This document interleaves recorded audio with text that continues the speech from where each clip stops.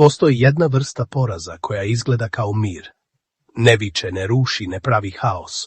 Samo vas polako navikne na bol. I onda vas natjera da je branite. To se zove tiha predaja. To je kad ostajete u lošem poslu, lošoj navici, lošem okruženju, lošem životnom ritmu i kažete sebi, ma nije strašno. Ako ste ikada racionalizovali patnju, ovaj video će vam otvoriti oči. Jer najopasnije stanje nije kad vam je teško, nego kad ste se navikli da vam je teško. Da odmah razjasnimo. Tiha predaja nije slab karakter. To je mehanizam mozga koji pokušava da vas zaštiti od nepoznatog. Mozak voli poznato, čak i kad je loše, jer poznato je predvidivo, a predvidivo djeluje sigurno. I tako ljudi biraju poznatu patnju umjesto nepoznate slobode. Evo kako prepoznate da ste u tihoj predaji. Ne po tome što vam je teško, nego po tome što imate rečenice koje vam zvuče mudro, a zapravo su zatvor. Na primjer, ma može i gore. Bar imam nešto. Nije idealno, ali šta je idealno? Proći će, sad nije vrijeme. Kad se sve smiri, onda ću. Ako se prepoznajete, ne osuđujte sebe. Samo shvatite, to su mentalni sedativi. I sad idemo na ono najvažnije. Zašto mozak to radi? Mozak više mrzi neizvjesnost nego bol. Zato ljudi ostaju gdje ih boli, jer bar znaju kako boli. Ne znaju šta ih čeka s druge strane. I tu se rađa najluđa logika. Bolje ovo nego nešto gore. Ali problem je što nešto gore često nije stvarnost, nego film u glavi. A film u glavi uvijek ima specijalne efekte straha. Šta uraditi? Ne pravite skok, pravite test. Ne napuštam sve, nego testiram novu opciju 7 dana. Mozak se smiri kad dobije probu, a proba razbija strah. Ovo je jedna od najopasnijih zamki. Previše sam već dao, sad moram izgurati. Previše godina, previše truda, previše novca, previše nade. I onda ljudi ostaju samo da njihova prošlost ne bi izgledala kao greška. Ali ovdje je istina brutalna. Prošlost se ne može vratiti, ali budućnost možete spasiti. Ako ostanete, ne vraćate uloženo, nego dodajete još. Šta uraditi? Postavite jedno pitanje. Da danas prvi put ulazim u ovo, da li bih izabrao isto? Ako je odgovor ne, vi ne trebate još vremena. Vi trebate odluku. Kad čovjek dugo trpi, mozak mora objasniti zašto. Jer niko ne želi vjerovati da pati bez razloga, pa mozak pravi priču. Možda je ovo lekcija, možda me ovo jača. Možda moram biti zahvalan. I pazite sad, sve to može biti tačno, ali često se koristi kao izgovor da se ništa ne promijeni. To je kao da sebe uvjeravate da je zatvor zapravo sigurna kuća. Šta uraditi? Odvojite mudrost od izgovora. Mudrost je naučio sam i onda promijenim smjer. Izgovor je naučio sam i onda ostanem gdje me boli. Navika je najtiši neprijatelj. Ne osjetite jer vas ne napada, ona vas uspava. Ljudi misle da su zarobljeni u okolnostima, a često su zarobljeni u rutini. Ustaneš, radiš, trpiš, scrollaš, zaspeš i sutra opet. To nije život, to je petlja. I kad ste u petlji, promjena djeluje kao stres, čak i kad je dobra. Šta uraditi? Razbijte petlju jednim malim činom dnevno. Jedna šetnja bez telefona, jedan sat bez ljudi koji vas crpe, jedan razgovor sa sobom, jedan novi potez. Malo, ali svaki dan. To je izlaz.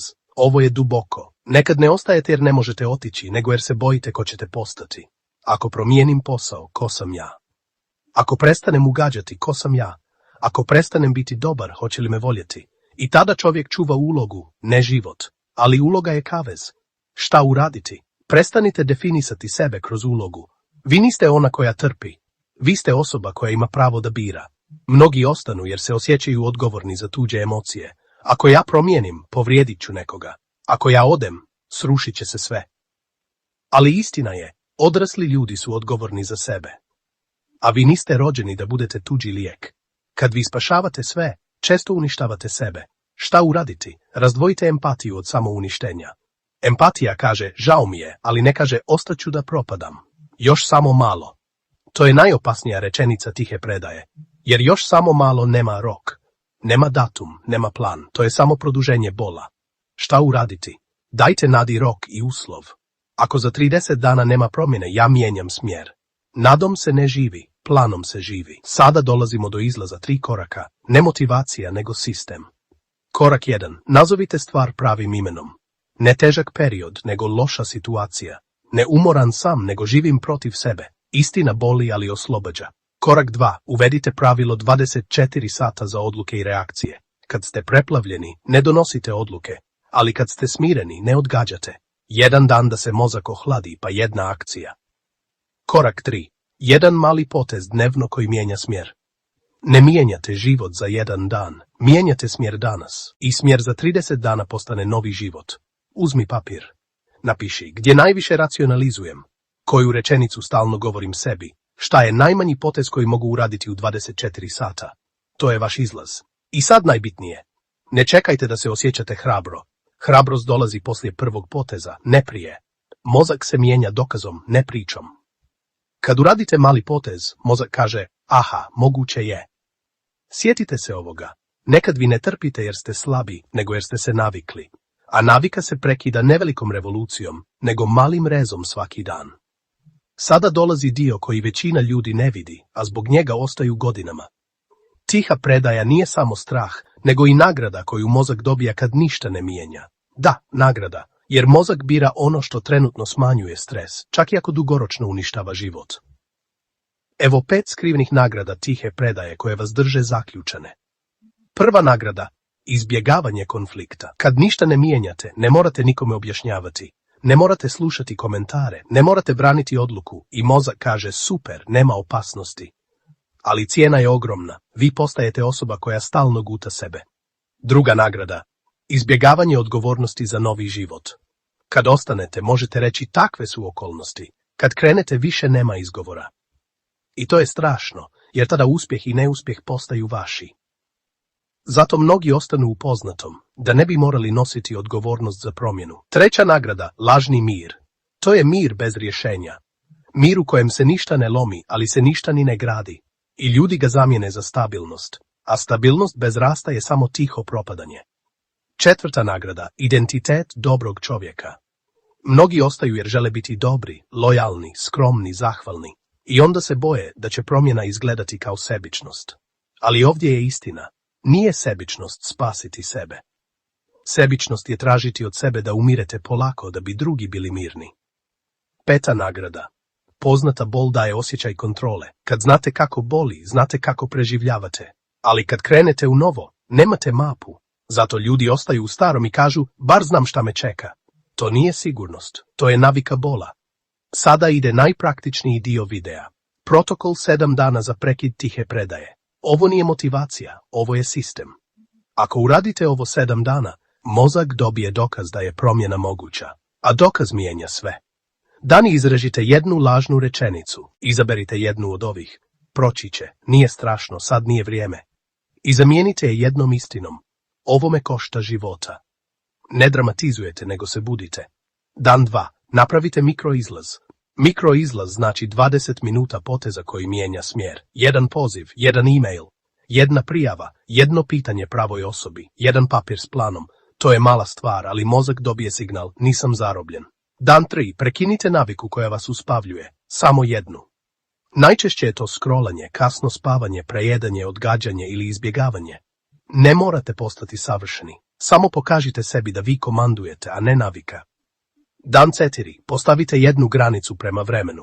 Vrijeme je prva stvar koju tiha predaja krade. Odaberite jedan termin od 60 minuta u danu koji je samo vaš. Bez ljudi, bez buke, bez obaveza. To je povrat teritorije. Dan 5. Recite jednu rečenicu koju ste izbjegavali. Ne svima.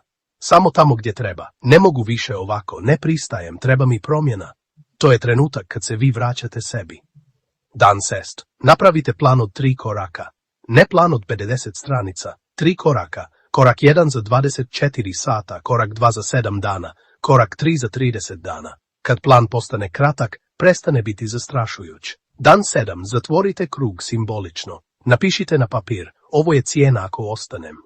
I ispod, ovo je dobit ako krenem. Kad mozak vidi brojke i činjenice, prestaje romantizovati patnju. I tu se tiha predaja počne raspadati.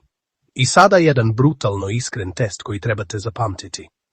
Ako vas ova situacija čini manjim, sporijim, tišim i praznijim, ona nije lekcija, ona je gubitak. Lekcija vas ojača, gubitak vas smanjuje. I kad to vidite, odluka postaje lakša. Još nešto, tiha predaja ne prestaje kad se osjetite spremno.